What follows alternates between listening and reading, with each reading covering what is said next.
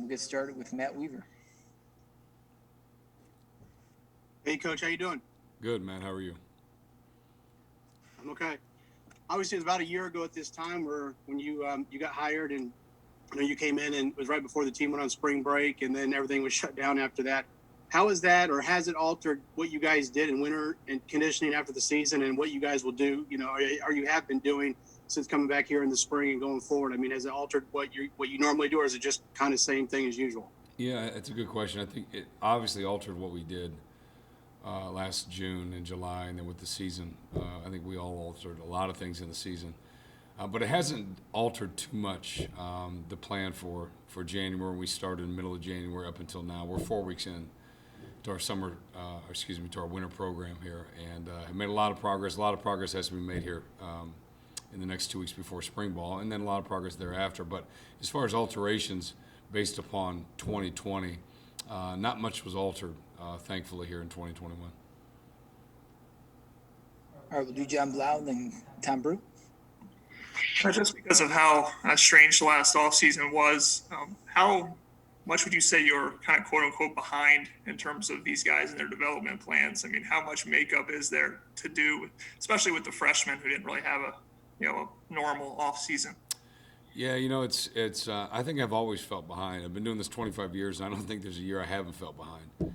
I always feel like we're playing catch up, just because the goals that we have for our players, physically, mentally, physiologically, are always lofty, right? And so we always feel like we're behind a little bit in some regard, and this year's no different. Obviously, I think all of us as performance programs at every school feel that pressure that we're behind, just simply because of the lost time last year.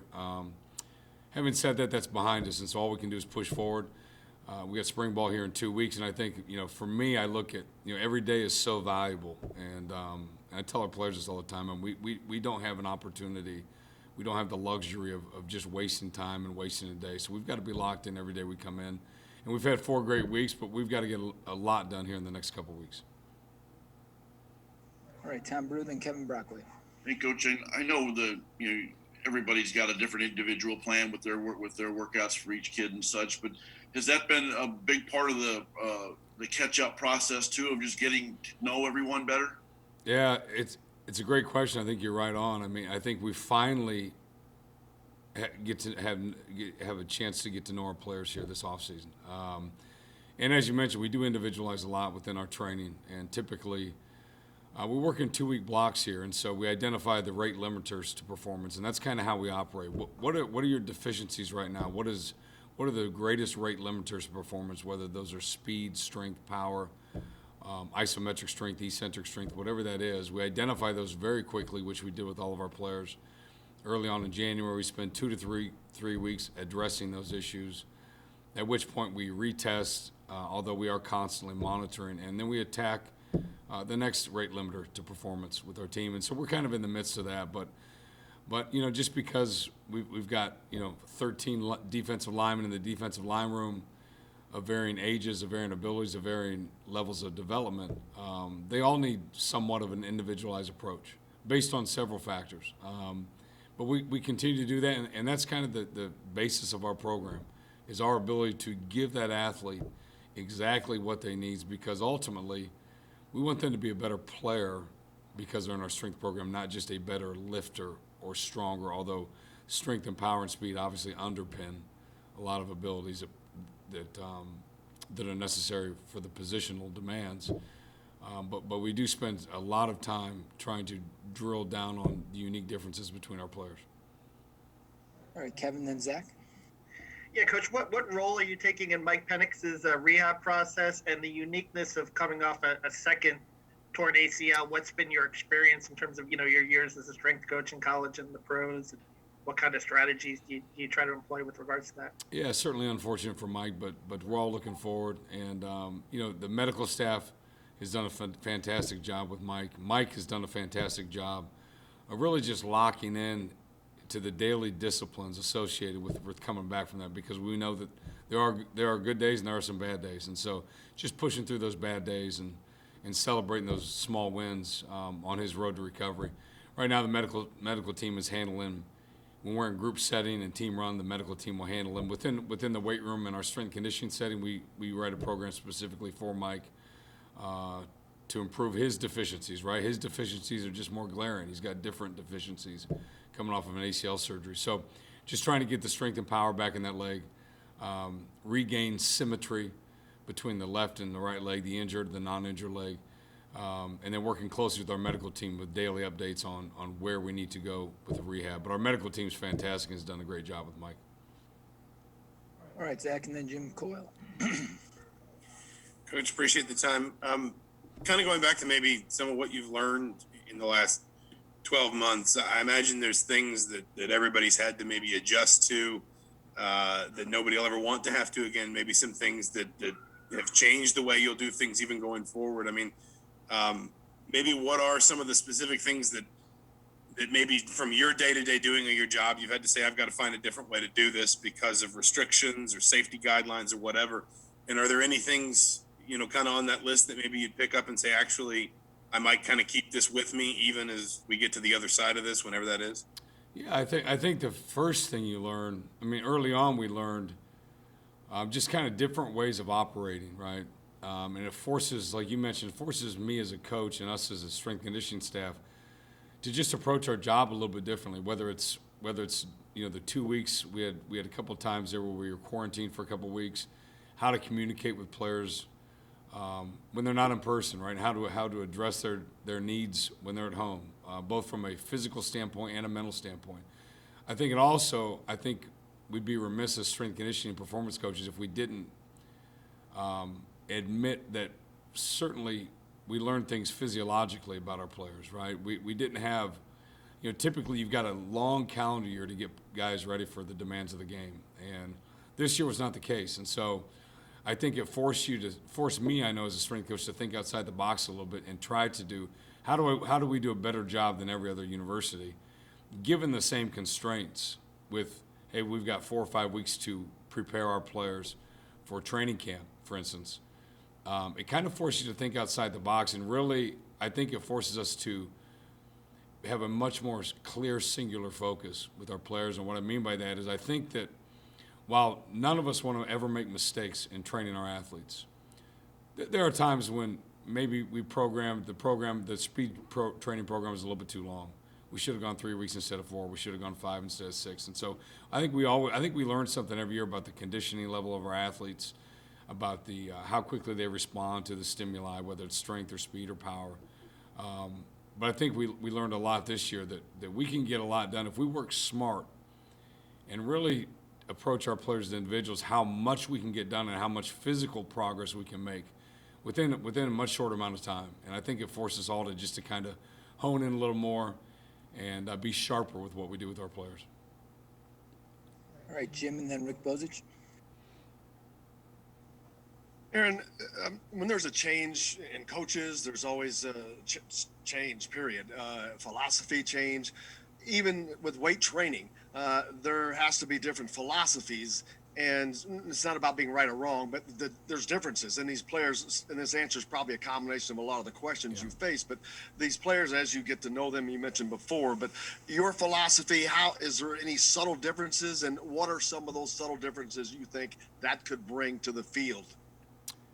Differences between my philosophy and what? The previous strength and conditioning staff, because there was a little. No, I understand. What I don't know is I don't know their philosophy, right? So I really don't know. I don't have a good feel for what was done before. I know that Dave Blue and his team did an outstanding job. And like you said, we're probably different, but I think all training philosophies are more similar than different. For us, it's pretty simple. And I think whenever I get that question on philosophy, I think you've got to come watch us train for a month, and maybe you'll have a sort of a glimpse of our philosophy. But in simple terms, it's to increase the speed, the strength, and the power of our athletes, their ability to change direction, and do it in a way that doesn't involve inappropriate orthopedic stress on the athlete. Inappropriate meaning all training is stressful by nature, okay? Stress provides the adaptation. So when I say inappropriate, I'm referring to too high of volumes, too high of intensities, inappropriate exercises for the individual. And so, in a nutshell, that's our philosophy. Now, how we get there, I think we all share that very similar philosophy. How we get there, I'm not tied to certain methods. I'm not tied to certain exercises. I'm tied to the stress and the stimuli that will provide the adaptation we're looking for. And every player, as I mentioned before, every player is an individual. Every player needs something a little bit different. Every player has deficiencies physically that need to be addressed, and every player has strengths. And so we try to do, as I mentioned, we try to identify the deficiencies. Now, the methods to bring up your deficiencies may be completely different than the methods to bring up my deficiencies or another player's deficiencies. But through 25 years of experience, I think we have a pretty good handle on how to address those deficiencies. And we monitor constantly so that if we are not being provided the adaptation we're looking for, then we change, right? Again, we're not tied to a system. We're tied to building the best athletes in this country. And so that's our aim and that's our charge every day. All right, Rick, then Dustin. Yeah, Aaron. So much in football, there's players who are overlooked or under-recruited, and you have to find guys and project how you can put weight on them or get them stronger. I'm just curious, are you involved at all in recruiting and looking at guys and saying, yeah, I think there's potential there, or no, I'm not sure what I can do with people, or when do you actually start getting involved with the players? Yeah, well, I think all of us share a responsibility in recruiting. It's the backbone of a program. And with regard to the physical characteristics of players, I mean, that's an age-old question, right? We've been, for 25 years, for 30 years and more, we've been saying, how big do you think this player can get? Or potentially, like you mentioned, projecting players. A tight end, can he be an offensive tackle? Or, you name the situation, we've heard it, right? What we try to do, and I think a lot of that is subjective, and it's based upon similar athletes with similar builds and similar structures who we've coached before, who put on a similar amount of weight. And I think that's good, and I don't think you'll ever be able to replace the trained eye of a coach. We tend to go more objective with our measures. All right, so we just did this 2 to 3 weeks ago. We measure, we have 22 measures we do on our players, anthropometric measures, which determine, among other things, how heavy the skeleton is and how much muscle mass that skeleton can hold. We feel very good about this. There's a lot of data we found, and there's a lot of research gone into this. We used it in the NFL when I was there, and we brought it here. And so that gives us, while we never replace the trained eye of a coach, it does objectify to some degree the data that we're getting, and it helps give us a little bit more clear answers to some of these questions. All right, Dustin, then back to Matt Weaver.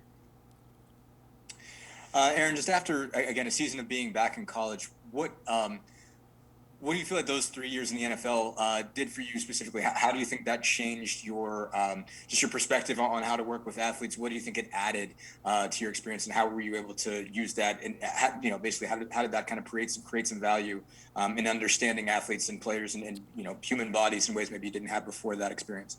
Yeah, I think every experience throughout my career has helped me grow as a coach, and so my 4 years in the NFL, I mean, it's a different level of athlete, obviously. But they're different in many ways. The age of the athlete, the injury history of the athlete. I think that forces you as an NFL strength coach, when we talked about individualization of training, individualization of running, of sprint work, of external loads, how much we load this player, the volumes that we load this player with throughout the week, both in season and out of season. I think it forced me as a coach to really dig deeper into that. And so I got much better at individualizing programs. I got much better at watching movement, whether it's in a controlled setting like a winter conditioning setting, off-season setting, or if it's in a little bit of a more chaotic environment, such as game day or practice. Watching athletes move. I spent a lot of times, I locked arms with the athletes, and I want to know, and I do this with our players here, I want to know how they're feeling, right? So we're going to prescribe a program that we think is absolutely appropriate and is the best program for that athlete, whether it's running, a mobility program, or strength program. However, I also want to know how that athlete feels when he goes to the field, because this group of exercises that we're doing to help you become more proficient at your position demands, whether you're running back, wide receiver, offensive lineman, defensive lineman, regardless of the position. The training program is to help you do your skill, perform your skill at a higher level.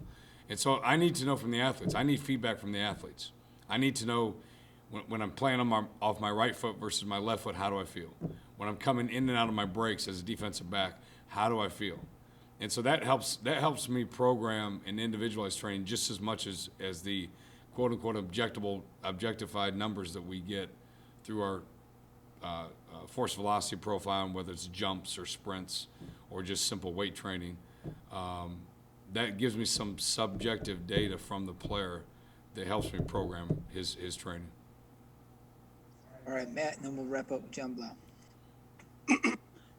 Coach, you guys got 7 newcomers that came in as mid-year enrollees. 4 high school guys and 3 transfers. Just how are they doing?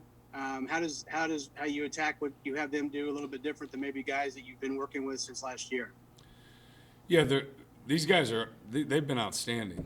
All 7 of these guys came in ready to go. They're all hard workers, great additions to our program, great fit culturally, great work ethic on these guys. I've been pleasantly surprised how they came in. Now, with regards to their training versus others, we all start off in January a little more general than we would in June. We're all coming off a season. We all came off a bowl game and 2 to 3 weeks off. So the program for those guys started general, like our players did, until we were with them for a week, 7 to 10 days, and we're able to get some performance measures and find out where to direct their training. So they started off very similar to the rest of our players when they got here in January. All right, John. Circling back to kind of Kevin asked a little bit about Mike Penix, but I mean, how much have you been able to develop a relationship with him, and a guy who has been through so much in terms of injuries and obviously a second knee injury? Like, what about Mike and what you've learned about him tells you that he's someone who's going to be able to kind of overcome this, push through this, and get back to 100%?